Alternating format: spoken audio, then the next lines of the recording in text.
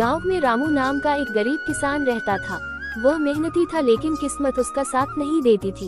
एक दिन वह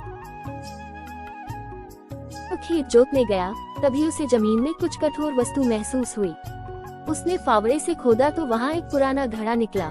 जब उसने उसे खोला तो वह सोने के सिक्कों से भरा था।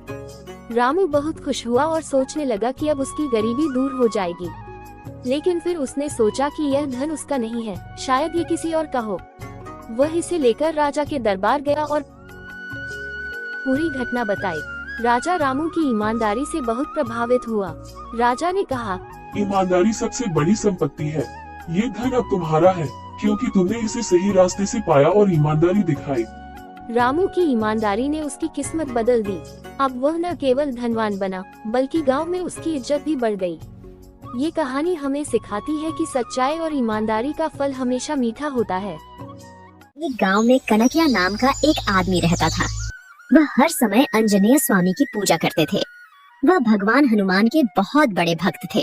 वह हमेशा अपना काम करता था। वह किसी से ज्यादा बात नहीं करता था, बस वही करता था जो उसे करना होता था, और जो मिलता था खा लेता था। गांव में सभी लोग सोचते थे कि कनकिया पागल है। ये कनकैया को मैंने बहुत सालों से देख रहा हूँ, वो कभी मुझसे बात नहीं किया। गांव के लोग भी उससे बात नहीं करते, वो भी किसी से बात नहीं करते। क्या कनकैया पागल है क्या?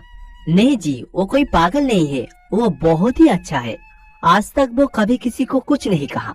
वो हनुमान भगवान की बहुत बड़े भक्त है। उसके घर में एक हनुमान भगवान का मूर्ति भी है। वह सदा ही उनका पूजा करता रहता है। गांव में हर कोई कनकिया के बारे में इस तरह से बात कर रहा है। कनकिया को किसी की परवाह नहीं है। स्वामी, आप मुझ पर दया कब दिखाओगे? आप मुझे अपना दर्शन का आशीर्वाद कब दोगे? मैं कई वर्षों से आपकी आराधना में समय व्यतीत कर रहा हूँ। मैंने आज तक किसी के साथ भी समय व्यतीत नहीं किया है स्वामी। मैं हमेशा आपकी आराधना में समय व्यतीत करता हूँ। आपका आने का इंतजार रहेगा स्वामी। इस प्रकार कनकैया ने आंजनेय स्वामी की पूजा की और आंजनेय स्वामी से बात की। दूसरी ओर उस गांव में एक भयानक भूत आती है। भूत का नाम मंजनी है, जो अजीब शक्तियों के लिए तपस्या करती है। हे बेताला, मुझे शक्तियाँ कब मिलेगी? मुझे इस दुनिया की सभी पिशाचों की तरह शक्तिशाली बनना है। मुझे बताओ कि तुम मुझसे क्या करवाना चाहते हो?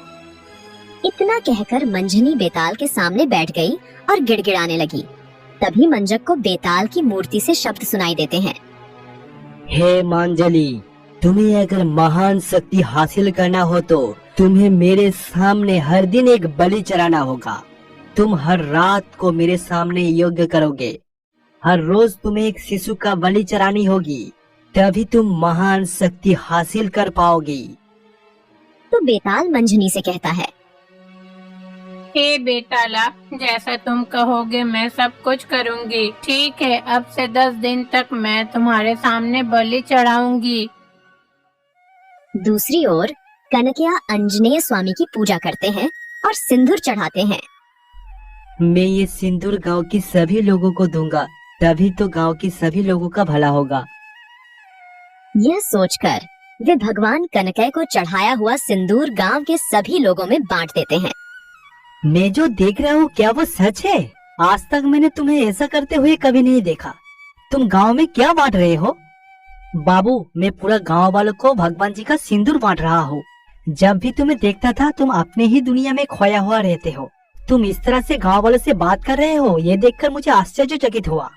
मैंने आज भक्ति पूर्वक हनुमान जी की पूजा की और साथ में ये सिंदूर चढ़ाया था। मुझे आज ऐसा क्यों लग रहा है कि ये सिंदूर सभी गांव वालों के अंदर बांट देना चाहिए, इसलिए मैं सभी गांव वालों को ये सिंदूर साझा कर रहा हूँ। वाह कनकैया, ये तो बहुत ही अच्छा बात है। वैसे भी तुम तो अकेले हो, है ना? कभी कभी गांव वालों से इस तरह से बात करोगे तो तुम्हें बहुत सुकून मिलेगा और हमें भी अच्छा लगेगा। ठीक है, मैं आज से गांव की सभी लोगों से बात करने की कोशिश करूंगा। तो कनकिया सभी को सिंदूर बांटती है। गांव के सभी लोग उस सिंदूर को अपने घर में रखते हैं। रात को मंजनी का भूत गांव में आती है।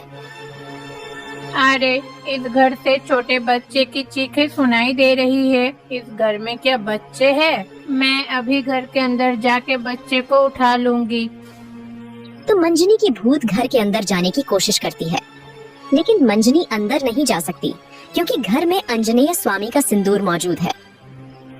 घर में कोई शक्ति है, वो ताकत मुझे अंदर जाने से रोक रही है। मैं दूसरा घर ढूंढ लूंगी।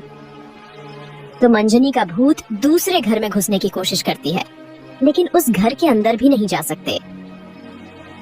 मंजनी राक्षसी बहुत क्रोधित हो जाती है। मंजनी वापस अपनी गुफा में चली जाती है।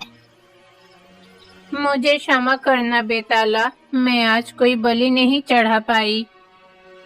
क्या हुआ मंजली, आज मेरे सामने कोई भी बलि क्यों नहीं चढ़ाया?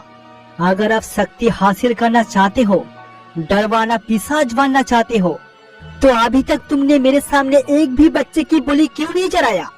मैंने तो बहुत कोशिश की, लेकिन कोई ताकत मुझे घर के अंदर जाने से रोक रही थी। मैं घर नहीं जा सका। कृपया मुझे इसके लिए कोई अन्य तरकीब बताइए। जब भूत ने मंजनी से ऐसा पूछा तो बेताल सोच में पड़ गया। फिर बेताल की मूर्ति से ये शब्द आता है, बताओ तुम मुझसे क्या करवाना चाहते हो? मैं आप तुम्हारे लिए एक कुत्ता बनाऊंगा। ये कुत्ता कोई साधारण कुत्ता नहीं है, ये कुत्ता राक्षसी कुत्ता है। ये कुत्ता तुम्हारी हर पकड़ के काम में आएगी। तो बेताल एक भयंकर कुत्ता बनाता है। ये कुत्ता कोई आम कुत्ता नहीं है, ये समय पर काम करने वाला कुत्ता है। तुम इस कुत्ते को काम में लेते हुए बच्चे के बलि चढ़ा सकते हो। बेताल मंजनी राक्षस से यही कहती है।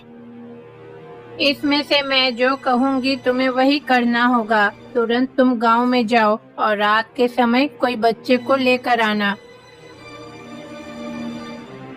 मंजनी के भूत के ऐसा कहने पर कुत्ता गांव में चला जाता है।